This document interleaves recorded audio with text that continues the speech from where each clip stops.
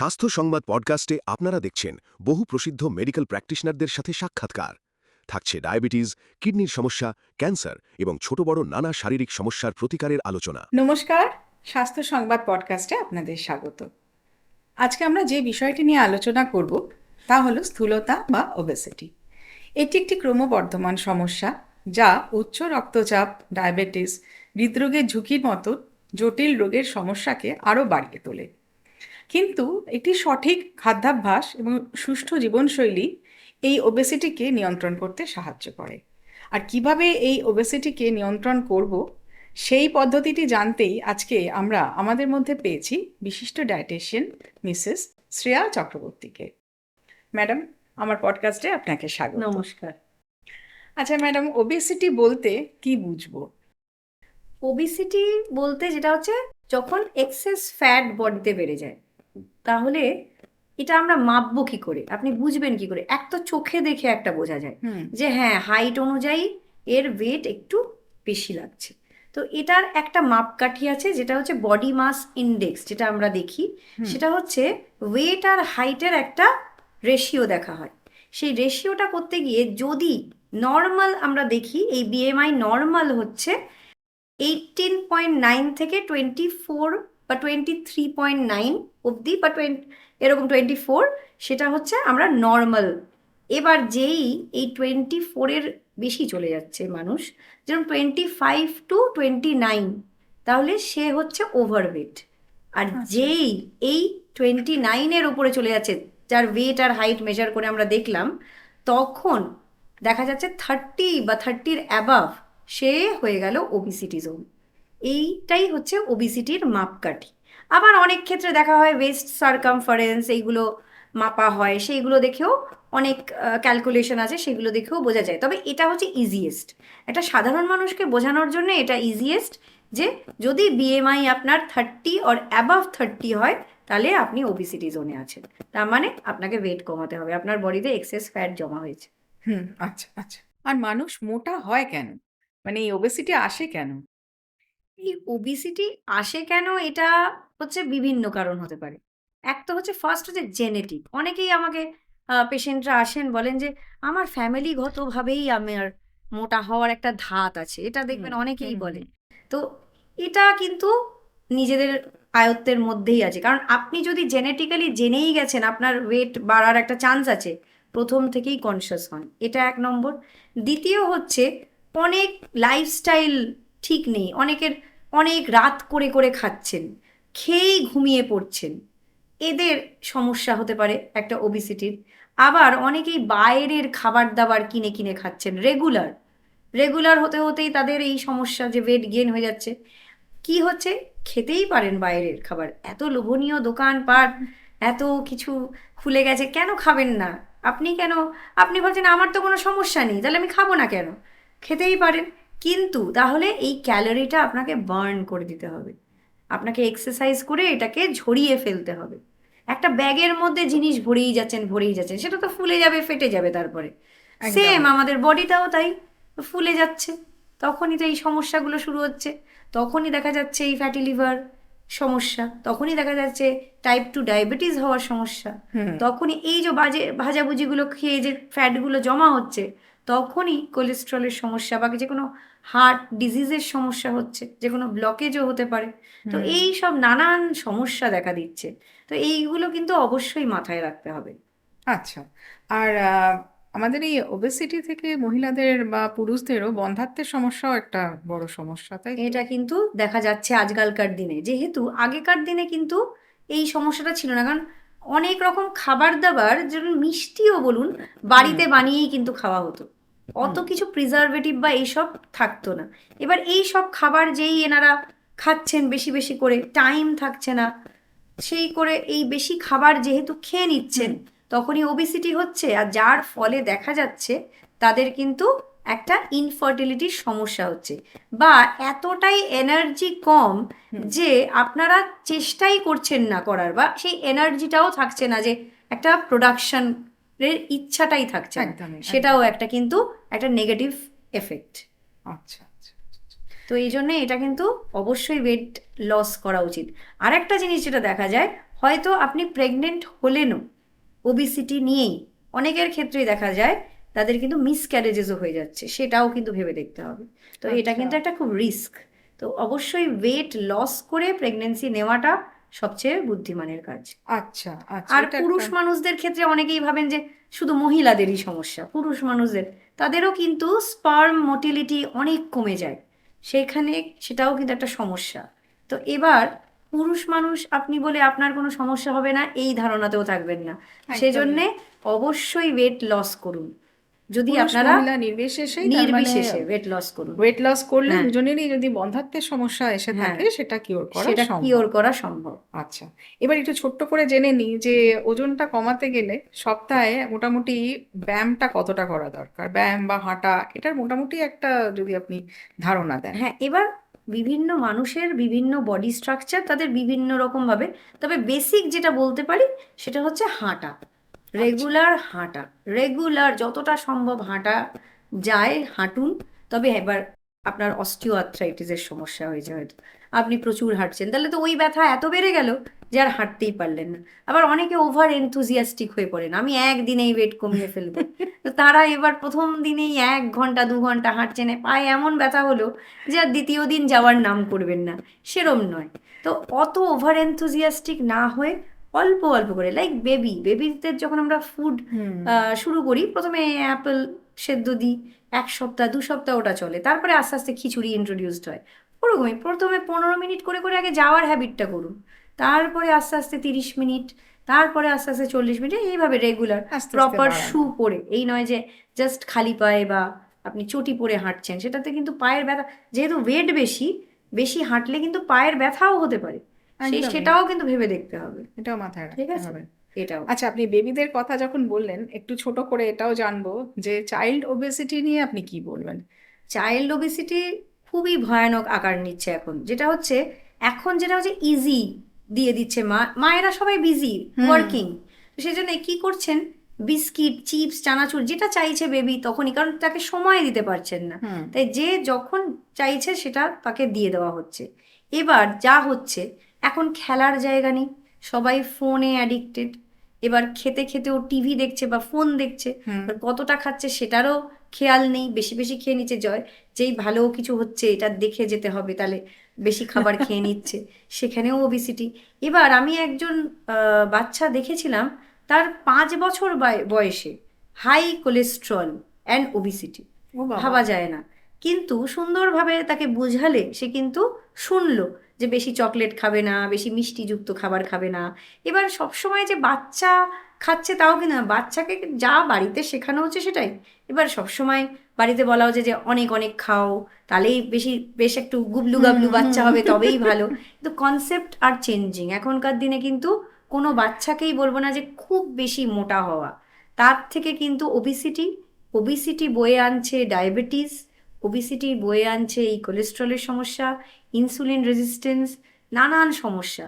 কি দরকার এত সমস্যার মধ্যে এই ছোট বাচ্চাটাকে ফেলার? একদমই তার থেকে একদমই একটা রেস্ট্রিক্টেড ডায়েট করুন, ব্যালেন্সড খাবার দাবার খান, ঘরোয়া খাবার। একদম। মানে বাচ্চাদের ক্ষেত্রেও যদি মানে চাইল্ড ওবেসিটিও যদি দেখা যায় তাহলে সেই ক্ষেত্রে তাদেরও একজন ডায়েটিশিয়ানের পরামর্শ নিয়েই তাদের ডায়েটটা ঠিক করা সেটা উচিত তো এবং তাতে অবশ্যই। উপকার পাবে। আর তাদের একটা অ্যাক্টিভিটির মধ্যে আলাদা করে যদি পয়সা দিয়ে ভর্তি করতে হয় তাও করুন, হুম কিন্তু হুম। অ্যাক্টিভিটিতে দিতেই হবে, ডান্সিং হোক খেলাধুলো হোক, সেটা করে নিতে হবে, করতে কারণ হবে। Activity must. ওই বসে বসে থেকে টিভি দেখে ফোন দেখে কিন্তু ফেট গেন হয়ে যাবে। হুম। চিপস চানাচুর বিস্কিট এই খাবারগুলো থেকে, cold drinks, fruit juice, packaged fruit juice, hmm. এইগুলো থেকে দূরে রাখতে হবে বাচ্চাকে। আচ্ছা, এবার ম্যাডাম আপনি এমনি ওভারঅল একটা ওয়েট লসের ডায়েটের ব্যাপারে একটু বলুন যে মানে ওয়েট লস করতে গেলে আমাদের প্ল্যাটারটা কিরকম হওয়া উচিত। প্ল্যাটারটাতে অবশ্যই দেখে নিতে হবে যেন হাফ প্লেটে প্রোটিন থাকে, পুরো হাফ প্লেট জুড়ে প্রোটিন, মেনলি প্রোটিন, আর কিছুটা পোর্শন হচ্ছে কার্বোহাইড্রেট, কারণ কার্বোহাইড্রেট আমাদের বেসিক সোর্স অফ এনার্জি, হুম। সেটা রাখতেই হবে। এবার কি কার্বোহাইড্রেট রাখবেন, সেটা হচ্ছে হোল গ্রেনস, যেরকম আচ্ছা। ওটস, ডালিয়া, কিনুয়া হতে পারে, মিলেটস হতে পারে, রাগি জোয়ার বাজরা এগুলো মিলেটসের আন্ডারে পড়ে, বার্লি হতে পারে, তো এইগুলোকে রাখুন। বা মাল্টিগ্রেন হুইট ও হতে পারে, সেগুলোও রাখা যেতে পারে। এইগুলো রাখুন হাফ, মানে অল্প পরিমাণে। আর মেন প্লেট জুড়ে থাকবে হচ্ছে প্রোটিন আর সবজি, Fiber অনেকটা সবজি, যেগুলো আপনাকে সারাদিনে 25 থেকে 30 গ্রাম অবধি ফাইবার দিতে পারে।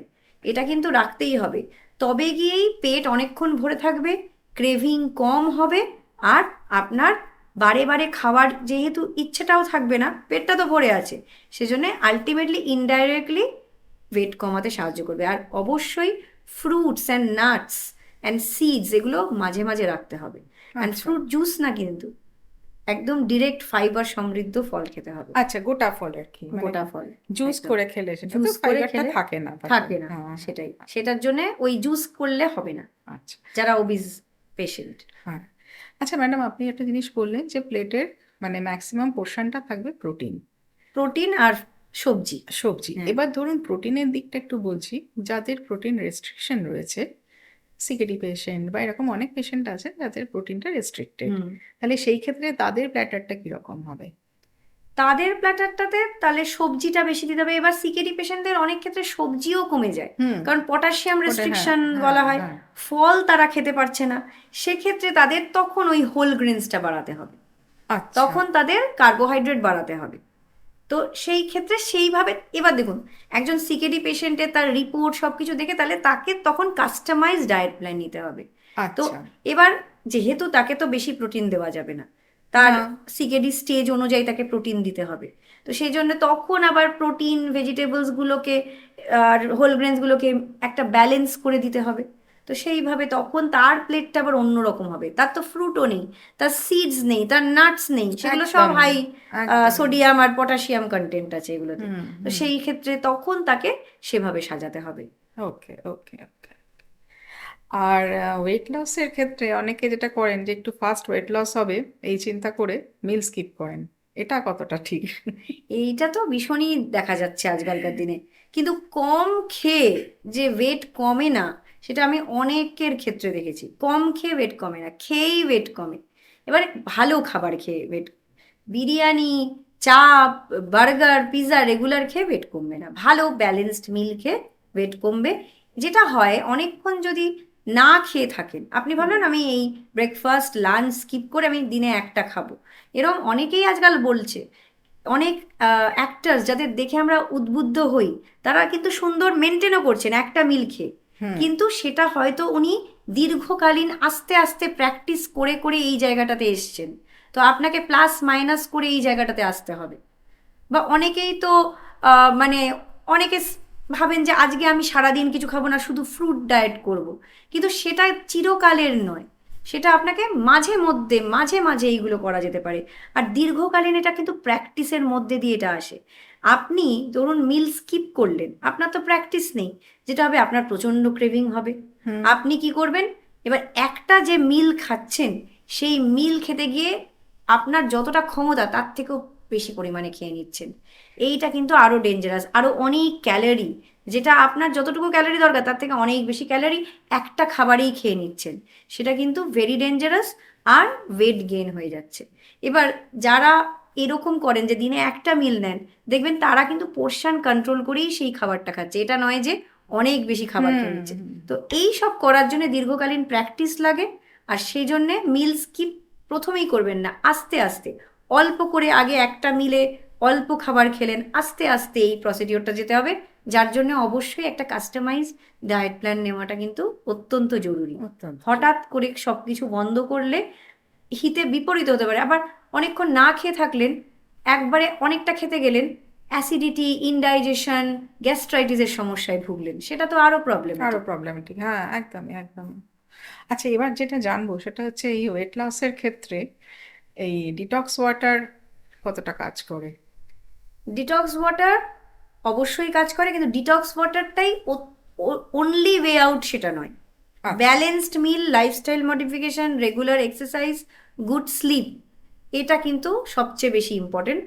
আর ডিটক্স ওয়াটার একটা পার্ট, যেরকম কেউ জিরা জল খেতে পারে, কেউ মেথি ওয়াটার খেতে পারে, কেউ জিঞ্জার ওয়াটার খেতে পারে, কেউ সিনামন ওয়াটার খেতে পারে। তো আচ্ছা। সেইভাবে নিজেদের মতন নিজেরা সাজিয়ে নিতে পারেন। এইগুলো একদম ন্যাচারাল সোর্স, যদি না এর মধ্যে এক্সট্রা নুন, চিনি বা আপনি কোনো সিরাপ মিক্স করছেন, এগুলো যদি ডিরেক্ট খাওয়া যায় উইদাউট চিনি, নুন, তাহলে বা হানি না দিয়ে খান, তাহলে কিন্তু এটা অত্যন্ত হেলদি আর একটু বেশ এনার্জিও দেয়। এগুলোর মধ্যে অনেকটা অ্যান্টিঅক্সিডেন্ট থাকে, তো তো অনেকটা এনার্জিও দেয়, ডিটক্স করে বডিকে, আপনার ইনফ্লামেশন শরীরে কমায়। তো এইগুলো কিন্তু ভালো, খারাপ আচ্ছা নয়। আচ্ছা। আর ম্যাডাম ইন্টারমিটেন্ট ফাস্টিং নিয়ে কি বলবেন? ইন্টারমিটেন্ট ফাস্টিং ওয়েট লসে কতটা হেল্প করে? হ্যাঁ, ইন্টারমিটেন্ট ফাস্টিং বিভিন্ন জোনাল হয়, মানে কেউ 8 আওয়ার্স ফাস্টিং করছেন, হুম কেউ 16 আওয়ার্স ফাস্টিং করছেন, কেউ 12 আওয়ার্স ফাস্টিং করছেন, যেটা নর্মালি আমাদের সবারই হয়ে যায়। হুম আমরা হুম ডিনার রাতে খাচ্ছি, আবার একটা পুরো 12 ঘন্টার পরে আবার আমরা সকালের ব্রেকফাস্ট খাচ্ছি, হুম এটা ম্যাক্সিমাম দেখা যায়। তো এটা টাইম টু টাইম ভ্যারি করে, কিন্তু এটার জন্য কিন্তু এই নয় যে ইন্টারমিটেন্ট ফাস্টিং আমি সবাইকে বলি, আমি আপনার ভিডিওর মাধ্যমেই বলতে চাই, 1 মাস করলেন, 2 মাস করলেন, তারপর একটা ব্রেক দিতে হবে। এই নয় যে দীর্ঘকালীন আপনি ইন্টারমিটেন্ট ফাস্টিং করে যাচ্ছেন। আচ্ছা তো এটা কিন্তু মাথায় রাখতে হবে। তো সেই জন্য আপনাকে 1-2 মাস করে কারুর পর্যবেক্ষণের মধ্যে থাকতে হবে, কোনো ডায়েটিশিয়ানের আন্ডারে থেকেই ইন্টারমিটেন্ট ফাস্টিং করতে হবে। তারপরে আপনার যদি ওটা স্যুট হয়ে যায় তো ভালো, ওটাতে অবশ্যই ওয়েট লস হয়, কারণ যেই ক্যালোরিটাকে আপনি একটা মেপে খাচ্ছেন অমনি আপনার ওয়েট লস হবেই, অবশ্যই হবে। তার মধ্যে এক্সারসাইজকেও ইনক্লুড করতে হবে, কারণ 70% ডায়েট আর 30% কিন্তু এক্সারসাইজ। তো একটু হলেও এক্সারসাইজকে ইনক্লুড করতে হবে। তো সেই জন্য এভাবে ইন্টারমিডিয়েন্ট ফাস্টিং করলে ঠিক আছে, দিয়ে মাঝখানে আবার ব্রেক দিন, নর্মাল ডায়েটে ফিরে আসুন, দেন আবার you can start for 2 months, like that. Continuous regular কিন্তু ইন্টারমিডিয়েন্ট ফাস্টিং নট সাজেস্টেড। আচ্ছা আচ্ছা আচ্ছা। ম্যাডাম লাস্টলি জিজ্ঞেস করবো যেটা, সেটা হচ্ছে যে এই ওজন কমানোর ক্ষেত্রে মানুষ কোন ভুলগুলো সবচেয়ে বেশি করে? ওজন কমানোর ক্ষেত্রে ফার্স্টেই বলবো যেটা হচ্ছে না খেয়ে থাকা, ফার্স্ট একটা, হুম যে না খেলেই ওজন কমে যাবে, তাহলে কিন্তু হবে না। ক্রেভিং এত বেড়ে যাবে, স্ট্রেস শরীরে এত বেড়ে যাবে যে প্রচণ্ড সুগার ক্রেভিং হবে, আর আপনি বেশি বেশি করে মিষ্টি জাতীয় খাবার বা ভাজাভুজি খেয়ে ওয়েটটাকে আলটিমেটলি বাড়িয়ে ফেলবেন, এটা একটা। আর দ্বিতীয়ত, আপনি ভাবছেন যে আপনি এক্সারসাইজ না করেও আমার তো ঠিকই আছে, কিন্তু হঠাৎ দেখবেন যে আপনার হয়তো লোকে দেখে বুঝতে পারছে না, ওপর থেকে আপনার বেশ সুন্দর একটা স্ট্রাকচার, হঠাৎ করে বেলি ফ্যাট বেড়ে গেল, হুম হিপ ফ্যাট বেড়ে গেল, এটাতে কি হলো, ফিগারটা ডিসফাংশনাল হয়ে গেল। তো সেজন্য এটা দেখে নিতে হবে। তাই এক্সারসাইজটাকে ইম্পর্টেন্স দিতে হবে, একটু হলেও হাঁটা রাখতে হবে। একদমই বসে বসে আছেন সেটা কিন্তু করলে হবে না। আর যখন আরেকটা জিনিস হচ্ছে, যখন জেনেটিক্যালি, অনেকেই বলেন যে আমার তো ফ্যামিলিগতই আমার ওয়েট গেন হয়েই যায়, মানে আমাদের তো একটু জল খেলেও ওয়েট গেন হুম হয়ে যায়। হুম। তো এই সব ভুল ধারণায় থাকবে না। জেনেটিক্যালি যখন অ্যাওয়্যার আছেন, তখন লাইফস্টাইল প্রথম থেকেই মডিফাই করুন, যাতে আপনি ওয়েট গেন না করেন, আপনি ওবিসিটির শিকার না হন। এই ওবিসিটি থেকে আজকাল নানান সমস্যা, সব এই যে অ্যাংজাইটি, ডিপ্রেশন, এই যে সোশ্যাল ফোবিয়া, এগুলোও কিন্তু ওবিসিটি থেকে আসে। তারপরে eating disorder, binge eating disorder, hmm আপনি বেশি বেশি করে খেয়ে ফেলছেন, যাতে আপনাকে, মানে একটা সোশ্যাল ফোবিয়া হয়ে গেছে, যাতে বাইরে বেরোতে না হয়, কারণ আপনাকে দেখলেই লোকে জাজ করছে। এইগুলো কিন্তু একটা প্রবলেম, আস্তে আস্তে আপনার ডিপ্রেশন, সাইকোলজিক্যাল একটা অ্যাংজাইটির কারণ প্রবলেমের দিকে হয়ে যায়। চলে যাবে। সেই জন্যে একটা ফিট থাকা কিন্তু ভালো, নিজের প্রেজেন্সটাও ভালো লাগে, কনফিডেন্স লেভেলটা হাই হয়। কারণ আমি বলছি না একদম আপনি 6 প্যাক একজন অ্যাক্টরের মতন বানিয়ে ফেলুন, বা একদম জিরো ফিগার করে নিন, হ্যাঁ যেগুলো সম্ভবও নয় বা একজন রেগুলার মানুষের দরকার নেই। তো সেই জন্য আপনি একটা ফিট একটা থাকুন, যেখানে আপনি দেখবেন আপনার অ্যাপিয়ারেন্সটা ভালো থাকলে আপনার কনফিডেন্স লেভেলটাও ভালো থাকছে। হঠাৎ করে আপনি একটা শার্টের বাটন আটকাতে পারছেন না, আপনার বেলি ফ্যাটটা এত বেড়ে গেছে, সেটা কি ভালো লাগছে? আলটিমেটলি জামা অনেক ফিট হচ্ছে না, সেটা তো একটা মহিলাদের জন্য বেশ কষ্টকর। আগে কি সুন্দর আমি জামাগুলো পরতাম, কিন্তু একদম। যখন দেখবেন এই ওয়েট কমছে আর যখন ওই পুরনো জামাগুলো ফিট হচ্ছে, দেখবেন কি ভালো লাগে, কি আনন্দ, মনে হয় বয়স আরো কমে গেছে। তো সেটা তো দেখতেই হবে। তো এই চান্সেসগুলো নিন, এইগুলোর জন্যেই আরো ওবিসিটি থেকে রোগা হওয়াটা তো অবশ্যই দরকার। একদম একদম। হ্যাঁ ম্যাডাম, অনেক কিছু জানতে পারলাম আপনার কাছ থেকে। আর এই ওবেসিটি এখন একটা এমনই সমস্যা হয়ে দাঁড়িয়েছে, সত্যি কথাই এখান থেকে বেরোনোটা মানে কঠিন হয়তো নয়, তবে বেশ কষ্টকর একটু। কষ্টকর, হ্যাঁ হ্যাঁ, তার জন্য মনঃসংযোগ করতে হবে। হ্যাঁ মনঃসংযোগের দরকার, একটু অপেক্ষার দরকার। আর ওয়েট, হ্যাঁ, একটা সঠিক লাইফস্টাইল, একটা সঠিক ডায়েট এইগুলোর আর কি দরকার রয়েছে, এবং তার জন্য একজন বিশিষ্ট ডায়েটিশিয়ানের সঙ্গে যোগাযোগ করাটাই সবচেয়ে ভালো, নিজেরা মানে নিজেদের মতন করে না করতে গিয়ে। হ্যাঁ, নিজেদের মতন করতে গিয়ে অনেক ভুল হিতে ভ্রান্তি বিপরীত করেন। হয়ে যেতে অনেকে পারে। নিজে ইন্টারমিটেন্ট ফাস্টিং শুরু করে দেন। হ্যাঁ, দিয়ে গ্যাস্ট্রাইটিস, অনেকের অ্যানোরেক্সিয়ার সমস্যা হয়ে গেছে। তো রোগা হওয়া মানেই নয় যে আমি এমন রোগা হয়ে গেলাম যে আমার খাবারে ভীতি হয়ে গেল। আমি পেশেন্ট দেখেছি যে উনি অনেক মোটা ছিল, এত অ্যাবিউজ বা এত কিছু ফেস করতে হয়েছে তাকে, যে তার আস্তে আস্তে না খেয়ে খেয়ে অ্যানোরেক্সিয়া হয়ে গেছে। এইগুলোও কিন্তু একটা সমস্যা।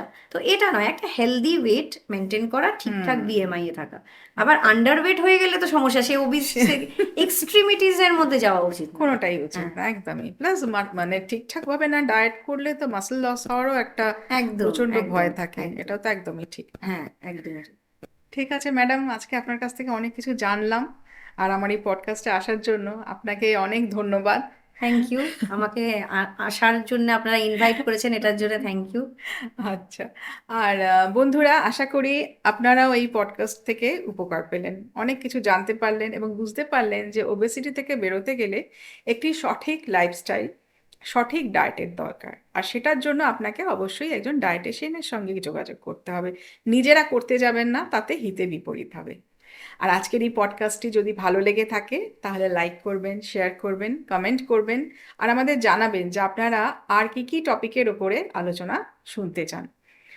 আর চ্যানেলটিকে সাবস্ক্রাইব করতে কিন্তু ভুলবেন না। আজকে তাহলে আসি, নমস্কার।